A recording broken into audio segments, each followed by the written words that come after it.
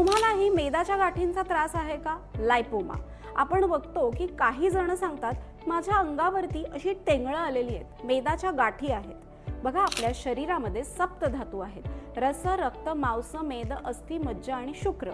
यामधल्या मेद धातूची जेव्हा शुद्धी होत नाही तेव्हा मेदावर मेद तयार होऊन या मेदाच्या गाठी तयार होतात। पण या प्रत्येक वेळी ऑपरेशन करून काढायला पाहिजेत असं नाहीये, कारण या जेनेटिक असतात, याचा काही त्रास होत नसतो।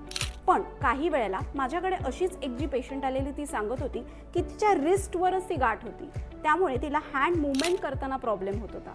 तेव्हा तिला पोटामध्ये औषधं, काही लेप किंवा काही तेल किंवा पोटात घेण्यासाठी काही रस दिले आणि 3 महिन्यामध्ये तिची गाठ पूर्ण कमी झाली। सोबतच कॅप्शनमध्ये हे फोटोज सुद्धा जोडलेले आहेत। तुम्हालाही असा काही त्रास असेल तर तुम्ही आम्हाला जरूर कन्सल्ट करू शकता।